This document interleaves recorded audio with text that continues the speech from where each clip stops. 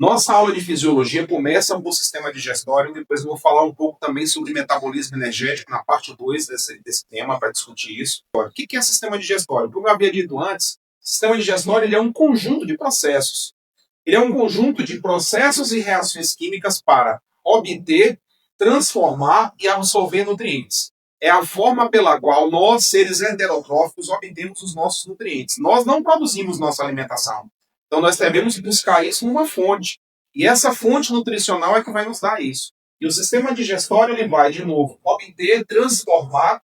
Transformar eu posso até substituir pela palavra metabolizar. Eu vou substituir a palavra transformar com metabolizar. Pode ser também absorver nutrientes. Mas quando eu sei o conceito de sistema digestório, logo eu pergunto assim: quais são as principais funções do nosso sistema digestório? Aí vem obter alimentos através da cavidade oral, no processo da mastigação, do processo de trituração dos alimentos, nós vamos obter alimentos no trato digestório, chamado também de trato gastrointestinal. Eu vou obter alimentos, mas eu vou começar com processos de transformação. Transformações que são físicas e transformações químicas dos alimentos. A transformação física, ela, transformação que vai gerar processos que não envolvem reações químicas nem enzimáticas. Então, eu vou realizar processos físicos e químicos. Eu vou converter moléculas grandes, como, por exemplo, proteínas, porque o organismo nosso não absorve diretamente a proteína. Nós precisamos quebrar, degradar essa proteína e absorver o quê? O subproduto. Quem é o subproduto das proteínas? Os aminoácidos. Então, nós vamos converter macromoléculas em moléculas menores passíveis de absorção. Ô, Léo, o que é uma coisa passível de absorção, facilmente absorvida, ou que pode ser absorvida? Função 2.4, distribuir os nutrientes através da corrente sanguínea. A corrente sanguínea, o sistema circulatório está atrelado ao sistema digestório. A partir do momento em que as microvilosidades do intestino delgado fazem a captura e a absorção dos nutrientes. Vamos pensar um pouco. Lá atrás, em tecido epitelial, eu comentei com vocês que o nosso tecido epitelial ele tem especializações, chamadas de especializações da membrana plasmática. E uma estrutura que permite aumentar a superfície de absorção é exatamente a composição de microvilosidades presentes no intestino delgado, associadas a capilares para poder drenar o conteúdo do nutriente para dentro da corrente sanguínea. Quem vai fornecer para a corrente sanguínea o nutriente para distribuir para o corpo é o sistema digestório. A partir de estruturas, repito, especializadas, presentes no tecido epitelial de revestimento da mucosa do intestino delgado. Maravilha. Então eu já entendi o conceito, já entendi as funções, eu preciso abordar agora a questão da classificação. E abordando classificação, eu vou ter que me basear em fenômenos, que são os fenômenos do processo da digestão. São 3 fenômenos físicos básicos. Começamos pela mastigação, que ocorre na boca, a deglutição, que é feita pela língua, empurrando o alimento contra o palato e contra a estrutura da orofaringe, e logo em seguida, depois de engolir o alimento, iniciam-se os movimentos peristálticos ou peristaltismo. Então, entendam bem, mastigação é um fenômeno físico. A mastigação ela começa pelos dentes, onde acontece o processo de trituração. Mas uma curiosidade, nós somos heterodontes. Nós não temos dentes todos iguais. Nós temos um dente para cortar, um dente para lacerar, um dente para triturar. Então, estes dentes diferentes nos classificam seres humanos como heterodontes. Ou seja, tipos diferentes de dentes, com funções também diferentes. Os molares, trituração, os caninos, rasgar o alimento, os incisivos, cortar e remover ali, então fragmentar. O que significa dizer que nós somos heterodontes? Agora tem uma curiosidade. Eu deixei aqui uma observação de forma proposital. Nós temos a dentição tecido, a famosa dentição de leite, que são aqueles que vão cair, vão nascer os permanentes. Então, nós somos difiodontes. Temos 2 dentições ao longo da nossa vida. E a dentição infantil ela é diferente da dentição adulta, porque tem habilidades também diferentes. A complexidade do alimento que nós passamos a ingerir passa a ser diferente. Tá? Então, aqui nós temos o primeiro fenômeno, a mastigação, fenômeno físico. Começa na boca através da ação dos dentes. que eu faço? Quando eu trituro um alimento, eu aumento a superfície de contato. Isso é química. Aumentando a superfície de contato, automaticamente o que eu faço? Eu vou aumentar a ação das enzimas sobre o alimento. Então, a ação da mastigação facilita a ação das enzimas sobre o alimento. Uma ação física ou mecânica, mas que vai facilitar um fenômeno químico lá na frente, que é a insalivação. Passando aqui um pouquinho, deglutir. Gente, eu mastigo porque eu quero, é algo voluntário. Eu vou engolir porque eu quero, é algo voluntário. Então, essa deglutição ela é feita pela língua, pelos movimentos voluntários. Então, esse é sistema nervoso somático. A língua, ela, após o alimento mastigado, ela empurra o alimento contra o palato e para dentro da garganta. Ou seja, ele vai passar o alimento contra o palato e para o fundo da boca, lá na estrutura da orofaringe. Lembrem, a faringe é uma estrutura comum ao sistema respiratório e ao sistema digestório. Não confundam isso. Muita gente confunde laringe com faringe. Então, a laringe é uma estrutura exclusiva do sistema respiratório. A faringe é uma estrutura do sistema respiratório e digestório, por onde passa tanto o ar, passa o alimento. Outro fenômeno é o peristaltismo. São movimentos involuntários que vão acontecendo nos músculos lisos. Músculos lisos que formam o nosso trato gastrointestinal. Estes movimentos, eles vão ser lentos, são resistentes à fadiga. Ninguém diz assim, eu estou com uma câimbra no meu estômago, ou eu estou com uma câimbra no meu esôfago. Não, não há. Então, nesse caso aqui, estes músculos, esses movimentos, eles são responsáveis por impelir. O que é isso? Empurrar. Empurrar o alimento ou o rolo alimentar através do esôfago, do estômago e dos intestinos. Então, isso aqui é um movimento involuntário. Se é involuntário, é controlado pelo sistema nervoso autônomo, tá? Sistema nervoso independente. A chamada ação vegetativa ou autônoma. Aqui. Então, nós temos três fenômenos. O primeiro fenômeno, a mastigação. O segundo, a deglutição. São ações voluntárias. Já o terceiro fenômeno é uma ação involuntária do nosso processo de mecânica ou física da digestão. Bem, vamos avançar agora para os fenômenos chamados de fenômenos químicos do processo da digestão, entender um pouquinho sobre as enzimas que atuam, o pH que age naquele local, quem é o substrato e quem é o produto final. E para isso, eu construí para vocês uma pequena tabela. Essa tabela vai ficar muito legal, porque na hora da questão você vai associar direto. Qual é a sequência lógica lá dos fenômenos químicos do processo da digestão? Quem é o fenômeno? Insalivação, nós vamos discutir isso, quimificação, quilificação. Onde este fenômeno acontece? Qual o pH do local? Quem é a substância enzimática que atua? Quem é o substrato? Qual é o produto final? Vamos construir juntos uma tabela para isso. Bom, como eu havia dito antes, fenômenos da digestão que relacionam-se a questões químicas e enzimáticas. Quais são os fenômenos mais importantes do processo de digestão? Eu tenho aqui, como eu falei na tabela, o nome do fenômeno, o local de ocorrência dele, qual é o pH que simboliza esse local, quem são as enzimas que vão atuar, quem é o substrato que vai agir, quem é o produto final que vai ser gerado. Então lembrem, se lá eu tinha três fenômenos físicos ou mecânicos, aqui eu vou ter três fenômenos químicos ou enzimáticos também. Começa pela insalivação que acontece na boca. Qual o pH da boca? pH neutro. É um pH 7. Quem vai agir na boca? A amilase salivar, ou também chamada de pitialina. Não confundam. Amilase salivar ou pitialina. Aí eu vou para. Essa pitialina vai agir sobre carboidratos. Ela vai quebrar, vai degradar açúcares, carboidratos. Essa amilase, ao pegar carboidratos mais complexos, como por exemplo o amido, vai converter esse carboidrato, ou até mesmo a sacarose, vai converter em várias moléculas de glicose, fornecendo assim carboidratos primários, carboidratos que são fonte direta de energia para o nosso metabolismo.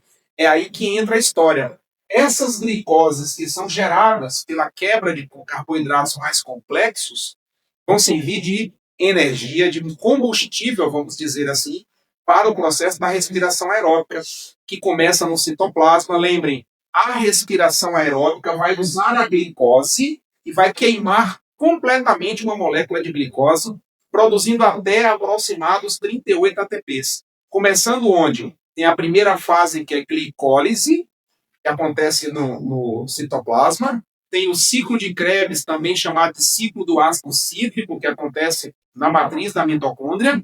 E tem a cadeia respiratória ou transportadora de elétrons, que acontece nas cristas da mitocôndria. Então, esse combustível vai ser proveniente da degradação de complexos mais estruturais aqui, como carboidratos, no caso do amido, tá? Ele é uma reserva energética dos vegetais. Bom, chegamos no segundo fenômeno, que é a quimificação. Essa quimificação vai acontecer mais abaixo, um pouco do trato gastrointestinal, que é no estômago. Só que no estômago, o pH do estômago é entre 1,5 e 2,5.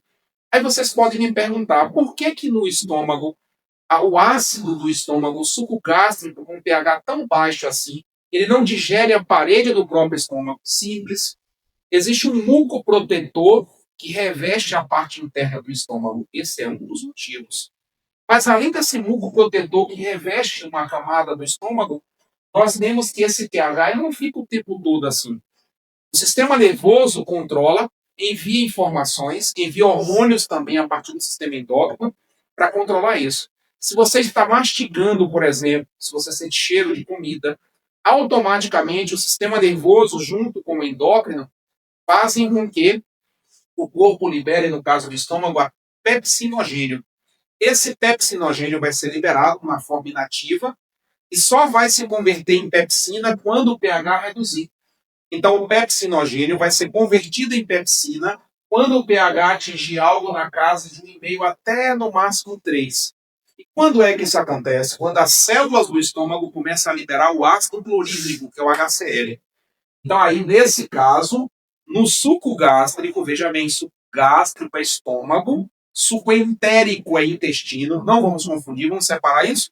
Suco gástrico, estômago. Suco entérico, intestino. E aí eu tenho lá a ação de uma pepsina. A pepsina é uma enzima, uma protease que vai agir sobre proteínas no estômago e vai quebrar, transformando em aminoácidos. Agora, o que não foi digerido na boca, o que não foi digerido no estômago, vai ser finalizado aqui no intestino, a partir de um fenômeno chamado quilificação. Essa quilificação conta com a ação do suco gástrico. Olha, se uma questão do Enem, ou um item Enem, ou questões de vestibular, perguntar para vocês qual é a área de maior amplitude de digestão no nosso sistema, nós vamos dizer que é o intestino delgado sob a ação do suco pancreático.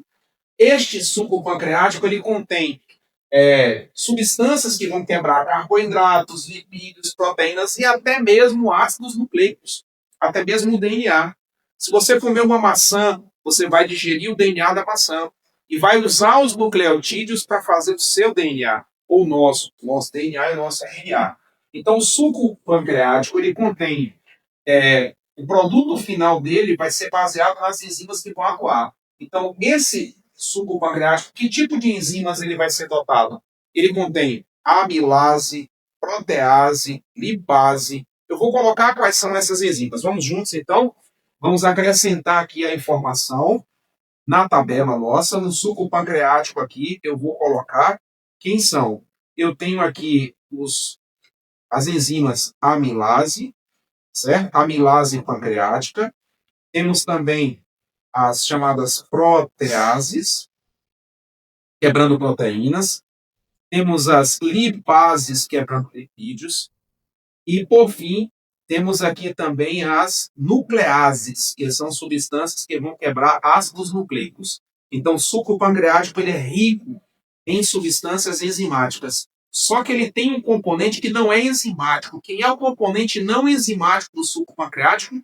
Bicarbonato, que é, na verdade, realizador da neutralização do pH. Quando o alimento sai do estômago e chega ao intestino, o alimento está ácido. Ele precisa neutralizar e alcalinizar esse pH. O pH tem que sair de 2,5, 1,5, 3 e tem que ir para 8. Quem é que vai converter um pH de forma tão rápida assim? O bicarbonato. Então, esse suco pancreático contém, repito, amilase, proteases, lipases e nucleases.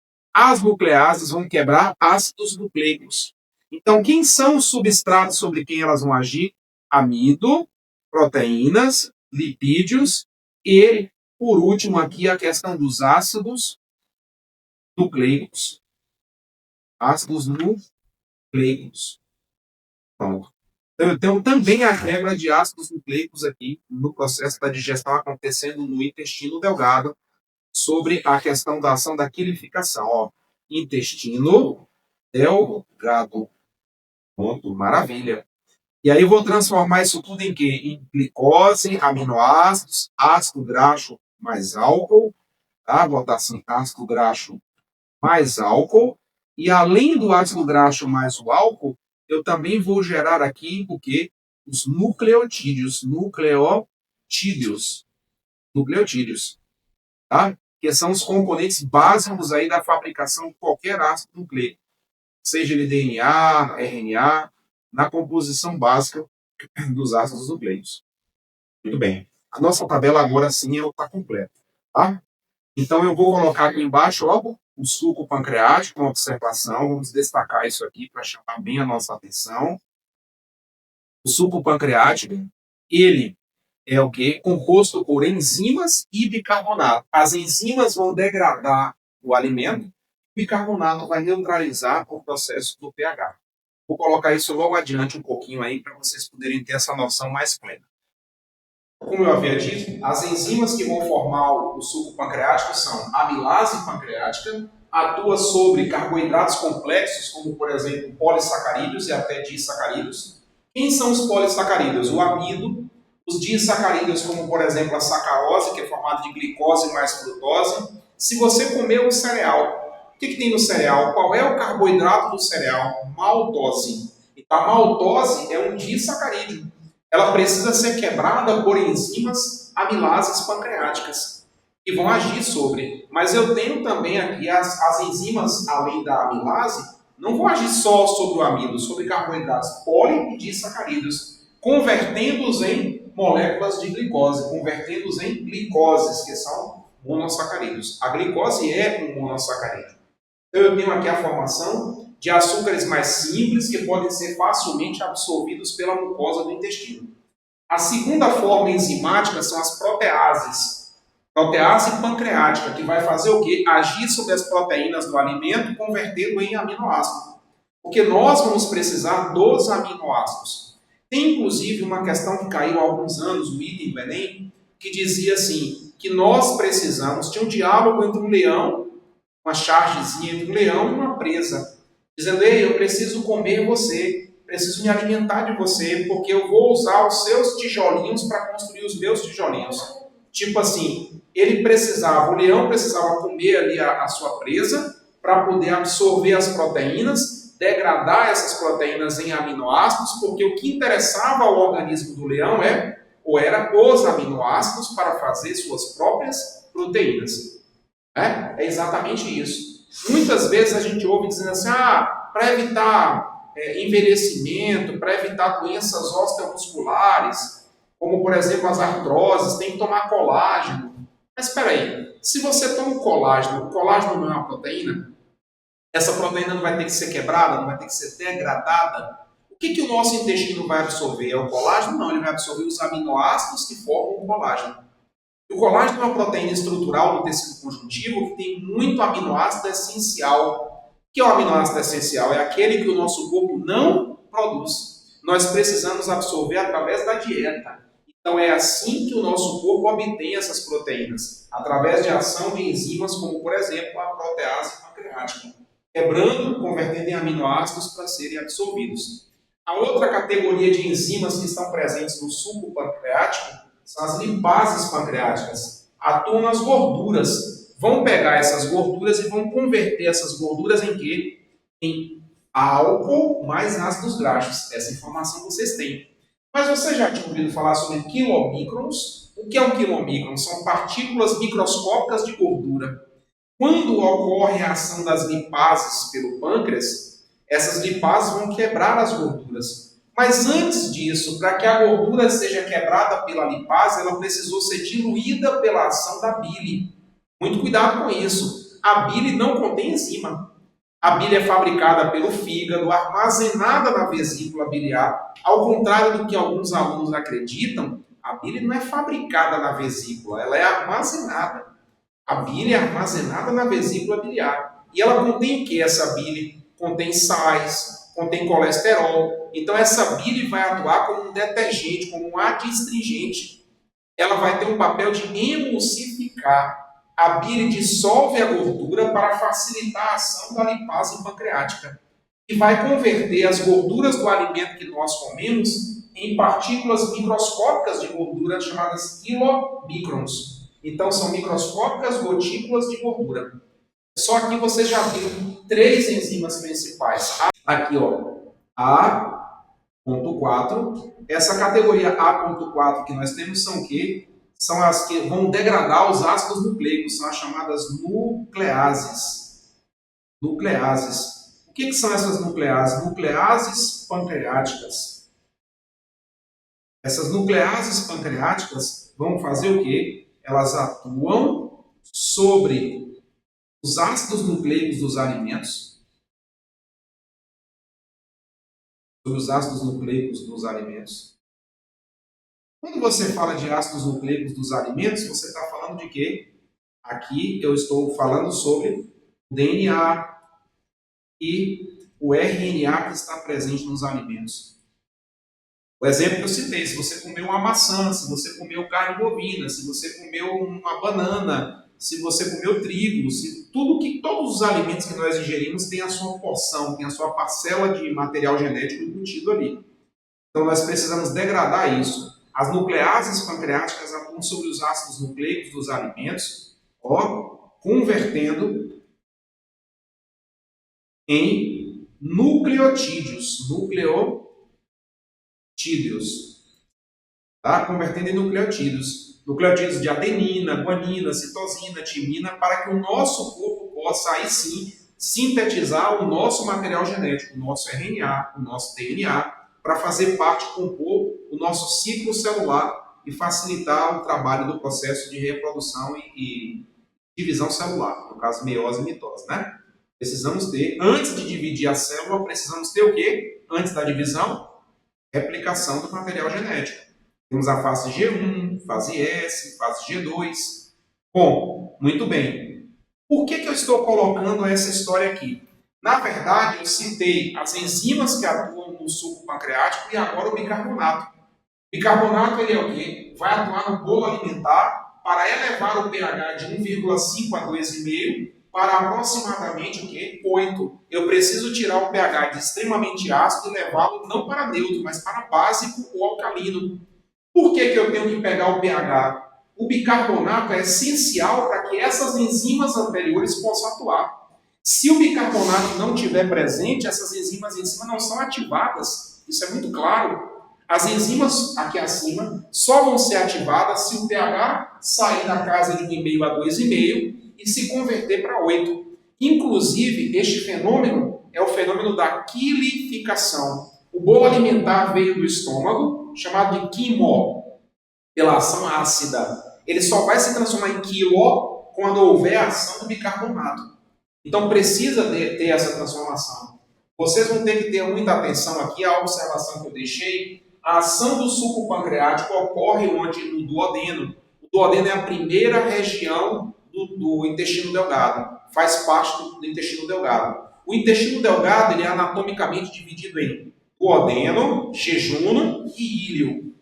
Tá? Apesar de, em termos funcionais, essa divisão ser mais até didática. Na hora da anatomia ali, uma estrutura emenda literalmente na outra. Mas nós temos três grandes áreas no nosso intestino delgado. O duodeno, que é onde ocorre a maior parte dessa transformação, dessa metabolização. O jejuno, onde o nome já diz, ele fica vazio. O alimento passa por lá e vai para a porção do íleo, onde tem a maior parte da captação e da absorção dos nutrientes. Neste caso, eu vou convidar vocês para analisar uma figura junto comigo. Como é que eu vou escrever isso? Vamos escrever as três porções. Eu tenho aí, então, a primeira porção do intestino delgado é o duodeno. Depois vem o jejuno e o íleo. O jejuno pelo fato de ficar sempre vazio. É só um caminho de passagem. O íleo é porque é a parte do intestino que fica próxima ao osso da pelve, chamado íleo. Tá? Então, como o intestino está apoiado na asa do íleo, ele recebe esse nome, íleo, em homenagem ao osso da pelve, onde o intestino está depositado ali, ele fica situado anatomicamente. Tá? Então, o intestino delgado é formado por duodeno, que é a primeira região, a segunda região, que é o jejúno, e a terceira região, que é o íleo. São 3 porções anatômicas que nós temos. Vou chamar vocês agora para interpretar junto comigo uma imagem que eu coloquei aqui. E nessa imagem, temos as partes principais que acabamos de narrar. Vamos ver aqui quais são as imagens para poder identificar. Eu coloquei alguns algarismos romanos sobre a imagem, fiz uma adaptação. Coloquei assim, vamos treinar. A partir da imagem a seguir, identifique as estruturas numeradas. Bom, eu tenho aqui estruturas que vão caminhando de 1 a 7, ok? E pela localização dessas estruturas, vamos pensar juntos. Número 1 representa o fígado. Só curiosamente, a ciência já descobriu até o presente momento 500 funções diferentes para o fígado humano. Nós temos 500 reações enzimáticas, metabólicas, 500 processos acontecendo no fígado dia após dia. É o fígado. Um desses processos é o fato de produzir a bile. A bile é produzida no fígado, desce e vai armazenar na vesícula. Então, só identificando, 1 é o fígado, 2 é o duodeno, que é um tubo muscular que sai de lá do fundo da garganta, desce até chegar ao estômago. Esôfago, perdão, que loucura! É só para você estar prestando atenção. O duodeno está aqui embaixo, gente. Pelo amor de Deus, o duodeno é o número 4. Tá? Corrige isso aí. Tá? O duodeno é o número 4. Aqui é o esôfago, que é o tubo muscular circular, que sai de lá de cima. Passou aqui, esôfago, estômago, inclusive aqui ao lado eu já tinha feito uma figura dessa, identificando, junto com os meninos, tá? Eu vou até mostrar aqui ao lado depois. Repetindo, fígado, esôfago, estômago. Passou do estômago, aqui tem uma válvula, preste atenção. Aqui tem uma válvula na saída do estômago. Nós costumamos dizer que anatomicamente existe uma abertura aqui, chamada de cárdia, na entrada do estômago, pois fica situada próxima ao coração. O estômago é formado por uma pequena curvatura e por uma grande curvatura. É aqui nessa região da grande curvatura que nós temos células responsáveis por produzir o ácido clorídrico, responsáveis por produzir a pepsina, ok? Então, essa imagem ela vai aparecer frequentemente em provas ou em itens de Enem. Aqui, pequena curvatura, grande curvatura. Aqui, a cárdia, que é a entrada do estômago. Na saída do estômago, nós temos um estreitamento, que é chamado de esfíncter. É o esfíncter piloro. Aí, depois dele, eu tenho a estrutura que vai curvar-se aqui, que é o número 4, é o duodeno. Ali sim é o duodeno. Tá? Número 5 é a vesícula biliar, onde a bile é armazenada. Lembrando que bile não contém enzima nenhuma. Ela é uma substância saponizante, uma substância adstringente, vai atuar como detergente. Após o 5, nós temos aqui a estrutura número 6, que é o pâncreas. Olha ele aqui. Eu brinco sempre com isso e faço a seguinte analogia. O pâncreas tem o formato de uma espiga de milho. Tá? O pâncreas é extremamente importante aqui para o processo. Tá? Logo após o pâncreas, nós temos esse canal que desceu aqui do fígado, emendou aqui, que está em cor verde, inclusive, até pelo que ele transporta, que é a bile. Percebam que esse canal eu identifiquei como sendo o número 7. Isso aqui é o canal colédoco. É o canal colédoco. Colédoco. Tá? Esse canal colédoco ele é extremamente importante aqui para que possa drenar da vesícula para a estrutura do duodeno, a bile.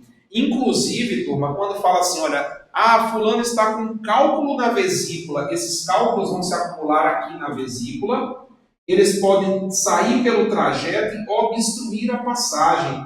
Eles podem ocluir, entupir aqui o canal colédoco que leva a bile até o duodeno, para que possa haver o processo de dissolução das gorduras, tá? Não é quebra, é dissolução. Bom, vamos apagar aqui. Eu quero chamar a atenção para uma outra coisa junto com vocês. Só revendo aqui. Oi, Bela. É o esfíncter aqui, nessa abertura, esfíncter pylori. Eu vou fazer aqui uma distribuição só para vocês entenderem. Vou aproveitar e vou citar quais são os principais hormônios do processo da digestão. A figura está aqui, vou aproveitar essa imagem e vou falar um pouquinho com vocês sobre os hormônios da digestão. Vamos acompanhar junto comigo, hormônios da digestão. Quem são os hormônios da digestão? Eu vou colocar só para vocês entenderem. Eu tenho um hormônio que sai de lá de cima do sistema nervoso e vem até o estômago. Vou chamá-lo de A. Esse hormônio A, que vai estimular a fome, vai estimular a vontade de comer, ele é chamado grelina. Grelina é o hormônio da fome.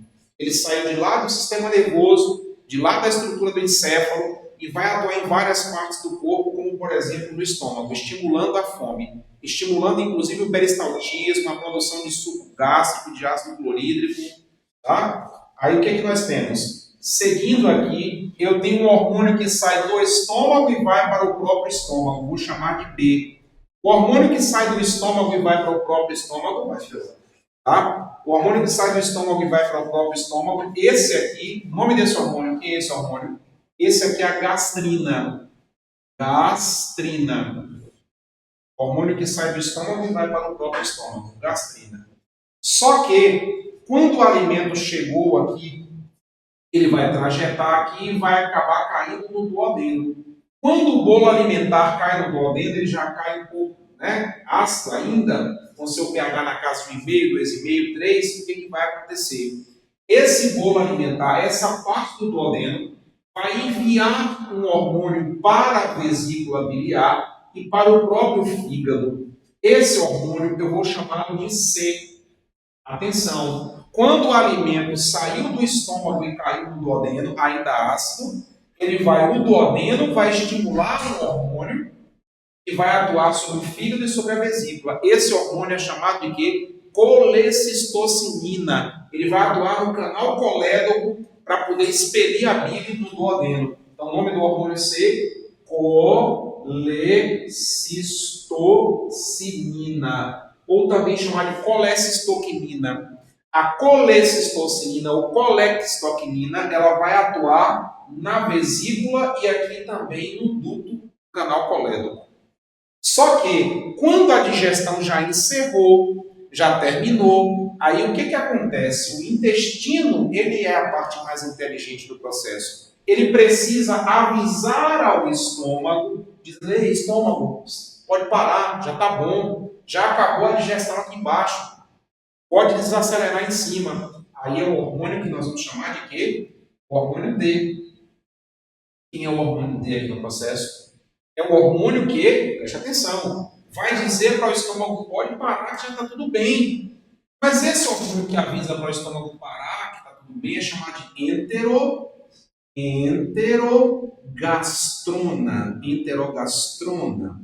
Entero vem de intestino, gastro vem de estômago. Então, quem é que avisa ao estômago que ele pode parar? O hormônio que saiu do duodeno e foi ao estômago avisando que ele pode desacelerar. Só que nesse meio tempo, quando o alimento caiu aqui, todo mundo olhando aqui de novo comigo, quando o alimento caiu no intestino, caiu no duodeno, ele estimulou quem? O fígado e a vesícula a liberar colecistocinina, não foi? Só que um detalhe, esse próprio duodeno manda um hormônio para o pâncreas, que é o hormônio que eu vou chamar de letra E. Esse hormônio vai dizer, ei, pâncreas, o duodeno mandou avisar que chegou alimento, faça a sua parte. E como é que é o nome desse hormônio que sai do duodeno para o pâncreas liberar o suco pancreático lá? É chamado de secretina. Secretina. Então, a secretina é o hormônio que o duodeno liberou para estimular quem? Estimular o pâncreas a liberar a secreção do suco pancreático para poder fazer toda essa mágica, todo esse fenômeno aí da digestão que acontece no duodeno. Eu vou detalhar para vocês logo abaixo os hormônios com a ação de cada um deles, para ficar fácil e ninguém esquecer isso jamais, tá bom? Nosso tópico número 4, nós avançamos ao tópico número 1 com o conceito, número 2 com as funções, número 3 com a questão de classificação. Vamos agora para os componentes. Quem são as estruturas componentes do sistema digestório? Eu vou dizer que existem estruturas principais e existem estruturas acessórias. Quem são as estruturas principais e quem são as acessórias do processo da digestão? Principais são boca, onde ocorre fenômeno químico e físico, a faringe, que é a passagem do alimento, que é comum ao sistema digestório e respiratório, o esôfago, que é um tubo muscular que vai passar para o estômago. Chegando ao estômago, vão ter processos de peristaltismo, que são físicos, e o processo da quimificação, que é químico. O intestino delgado, duodeno, jejum e ilho, lembra das 3 porções que eu citei antes? O intestino grosso, esse intestino grosso ele é formado pelo seco, o apêndice secal, também chamado de vermiforme, aquele famoso apêndice que é um órgão vestigial, que serve para quê? Eu brinco e digo assim, o apêndice serve para quê? Serve para doer, para matar e para dar dinheiro ao gasto que vai operar você. São 3 coisas para que ele serve. Agora, curiosamente, no ser humano, o apêndice é um órgão atrofiado, ele é vestigial. Mas em outros animais herbívoros, como o coelho, ele é enorme. Ele é uma cavidade importante para o processo da digestão. Ô, professor, eu vi que alguns autores trazem que o apêndice secal ele produz células de defesa. Produz, isso é verdade, ele produz alguns depósitos. Mas é insignificante pelo risco que ele pode causar, evolutivamente falando. É um órgão vestigial, assim como o terceiro molar ou o dente ciso, que algumas pessoas estão ou não nascendo, ou até nascendo ele de forma bem menor do que deveria ser antigamente. Tá certo? Ele perdeu um pouco da sua função. É um órgão que está em involução. Bem, uma outra questão aqui, nós temos, eu vou mostrar isso através de uma figura também, tá? Vai ser bem legal. Cólon, que é saindo do século, tem um cólon ascendente, cólon transverso, cólon descendente, curva sigmoide, reto e ânus. São as porções principais do trajeto do sistema digestório. Agora, quando eu falo do intestino grosso, ele vai reabsorver água, vai formar a questão do bolo fecal, e aí a importância de ter fibra. Mas não é fibra de proteínas, não. Não confundam isso nas questões. A fibra que tem que estar no intestino da gente é a fibra que não é digerida pelo corpo humano, que é a celulose. Nós não temos a enzima celulase para digerir celulose. Então a enzima celulase não tem no corpo humano. Quem tem celulase são ruminantes, pela presença de bactérias no seu estômago, na sua pança. Cupins, os cupins chamados de termitas, também ou termitas, eles conseguem digerir a celulose, porque no intestino deles existe um protozoário que produz a enzima, é uma relação de mutualismo, mas no nosso caso não tem. Nós, mamíferos, seres humanos, não temos, então, e aí é que entra a importância. O que nós comemos que tem celulose, uma salada de alface com tomate, qualquer vegetal, qualquer coisa que comemos que contenha celulose. Essa celulose, as fibras de celulose no intestino, elas absorvem água ao seu redor.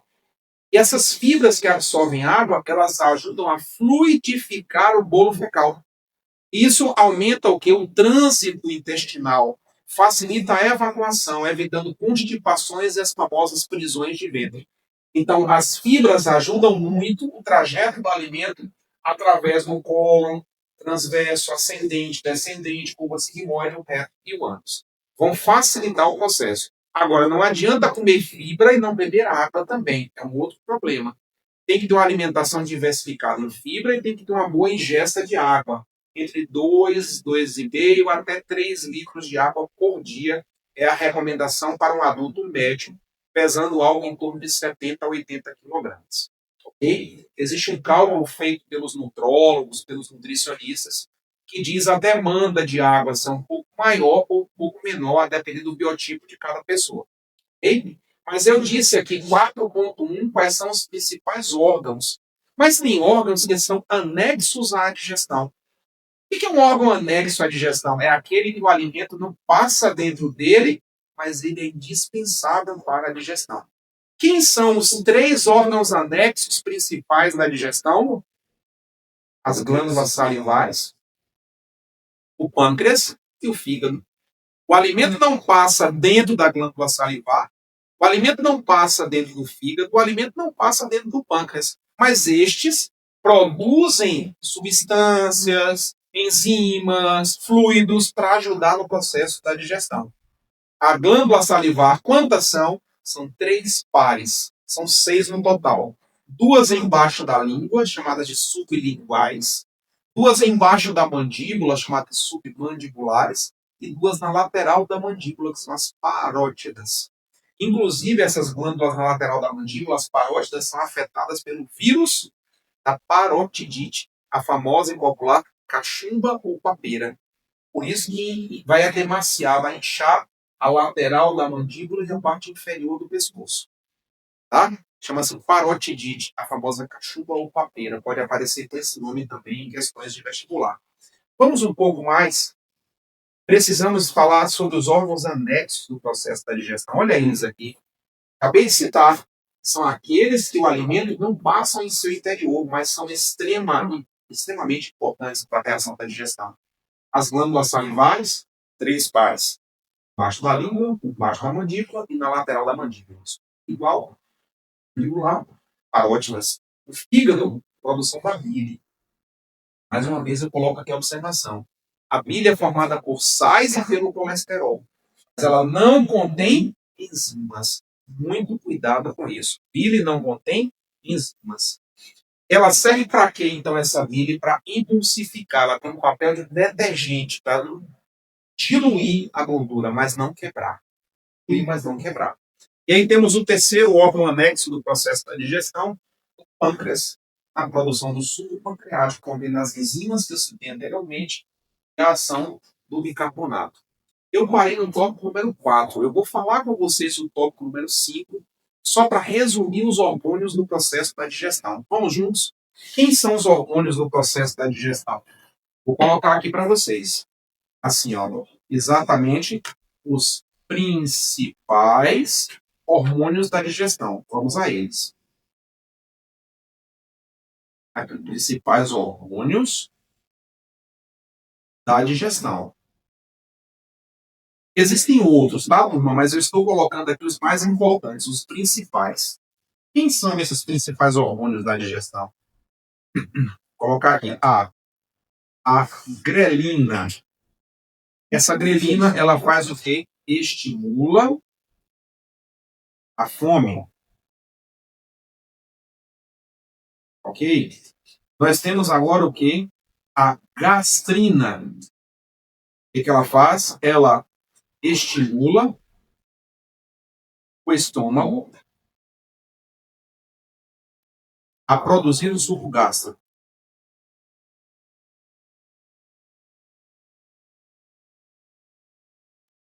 A produzir o suco gástrico.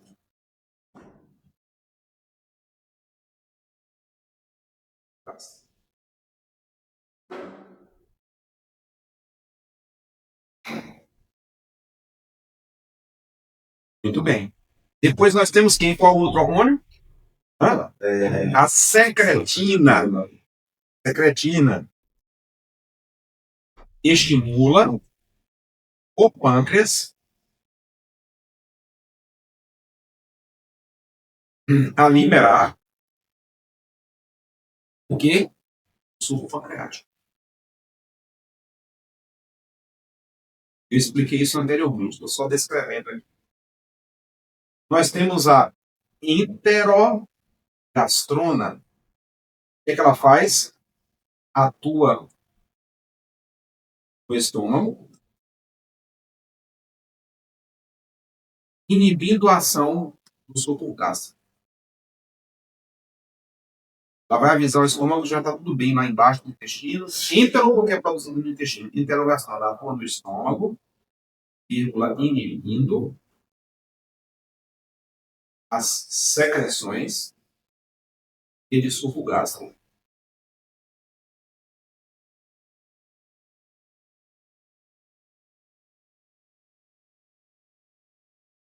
Maravilha, já estamos finalizando. Aqui, além da enterogastrona, tem o quê? A colecistocinina. Colecistocinina. Essa colecistocinina ou colecistocinina, ela faz o quê? ela atua no fígado barra vesícula biliar.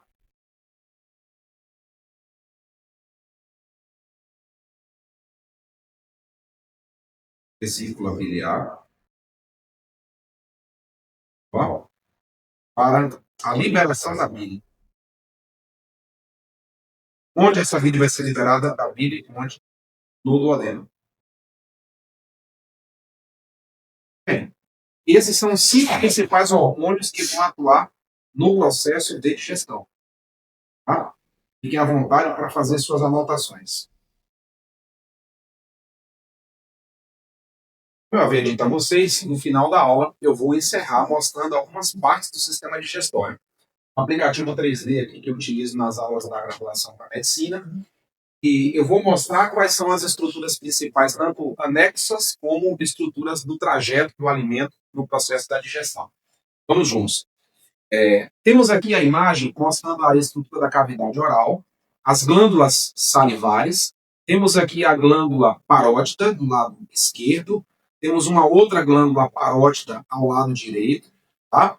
Percebam que saindo da glândula parótida existe um ducto que leva para dentro da boca a substância da saliva. Só que também conseguimos perceber que embaixo da mandíbula temos um outro par de glândulas. Vamos virar um pouquinho mais aqui. Temos a glândula aqui que ela é submandibular, tá? E aqui a outra glândula que vai ser a sublingual. São 3 de um lado e 3 do outro. Como eu falei para vocês, são 6 glândulas, são 3 pares. Aqui o ducto da glândula sublingual vai sair exatamente próximo ao freio da língua, o freio lingual. Saindo daqui, o alimento vai ser deglutido, vai passar lá por dentro pelo processo da estrutura da faringe, vai descer pela estrutura do esôfago. Vamos nos aproximar mais aqui da estrutura do esôfago. Olha o trajeto dele, tá? O trajeto do alimento aqui passando pela estrutura do esôfago. Olha ele aqui. E aí vai descendo, esôfago, chegando até mais embaixo, cercado. E vejam que o esôfago desce anteriormente às vértebras. Ele vai amassando anteriormente ao corpo das vértebras, chegando a essa estrutura. Vamos nos afastar um pouco mais para ter uma visão mais panorâmica. O esôfago lá atrás, lá dentro, tá? Chegando aqui ao estômago. Aqui o estômago ele fica sobreposto aqui pelo fígado. A maior víscera do corpo humano é o fígado. Só que o fígado tem lobos, né? Ele tem lobos. Aqui um lobo menor e um lobo maior do fígado. O estômago. Ao remover o estômago, aqui eu tenho uma pequena e grande curvatura do estômago, percebam, e ele tem uma espécie de uma corrugação interna, onde são produzidas as células aqui que produzem o suco gástrico, o ácido clorídrico. Vamos remover esse estômago. Atrás do estômago eu consigo perceber a estrutura do pâncreas. Percebam que o pâncreas ele está aqui, vamos remover o pâncreas também. O fígado está logo acima, vamos retirá-lo. Saindo do fígado tem o quê? Canal, que vai direcionar para a vesícula biliar. A vesícula biliar, o canal colédoco, que vai aparecer aqui, desse trajeto, levando para o duodeno. O duodeno é essa estrutura que pode ser vista numa porção mais posterior. Olha ele aqui, o duodeno está aqui. É a primeira região do intestino delgado. Esse duodeno ele vai descer, lá atrás ele vai se emendar no jejum. Olha a porção do jejum, o tamanho dela. Vamos nos afastar um pouco mais ainda o jejum. Depois aqui a porção do íleo, tá? E aí conseguimos perceber o íleo. Chegando aqui embaixo, essa porção aqui que vai aparecer é a porção do seco. A porção do seco, onde termina a porção do íleo e emenda no seco. Aí já começou o intestino grosso. Tem aqui o apêndice secal ou vermiforme nessa extremidade. Essa outra porção é o cólon ascendente, o trajeto saindo aqui do intestino delgado, passa aqui no seco, sobe o cólon ascendente, passa pelo cólon transverso, aqui é o cólon descendente, passa por uma estrutura de uma curva em formato de S, chamada curva sigmoide, aí sim a porção do reto, até chegar na porção final do esfíncter do ânus. Lembrando que essas porções que eu mostrei aqui do cólon ascendente, transverso, descendente, são regiões de reabsorção de água, algumas reações químicas que geram algumas vitaminas para o nosso organismo, e a formação do bolo fecal através da ação da estrutura da celulose, tá? Que vai agregar água e proporcionar a realização do tráfego, do trânsito gastrointestinal. Eu quero lembrar para vocês que, associado a essa apostila que eu estou mostrando, tem lá em cima uma bateria de exercícios onde vocês vão ver. Atenção a isso. O exercício que vocês acertaram, a questão que vocês erraram, por que vocês erraram essa questão, é uma metodologia nova que eu estou implantando em todas as listas de exercícios. Lá vocês vão cronometrar o tempo para fazer, quanto tempo vocês gastaram para fazer as 10 questões. Você errou por falta de atenção ou por falta de conteúdo? E dessas 10 questões, a partir dessa aula, se você errou uma quantidade maior do que 3 questões, você está em mecanismo emergencial. Você precisa ler de novo a teoria e refazer questões. O ideal é que, após terminar essa aula, você consiga acertar entre 8 a 10 questões, é o ideal. Se você errou mais de 2, você vai ver se você errou por falta de conteúdo ou por alguma coisa que você não teve atenção na questão. Tem um formulário no final do exercício que é para vocês preencherem para saber exatamente o tempo que consumiu, qual foi o acerto e qual foi o erro, e o que você mais errou, se foi em relação à atenção ou conteúdo. A partir de agora, nós vamos começar a usar essa metodologia em todas as listas. Ok? Nos vemos no próximo momento, já falando de metabolismo energético, respiração, fermentação e demais curiosidades a respeito do que nós obtemos do alimento e do nutriente para produzir energia no nosso organismo.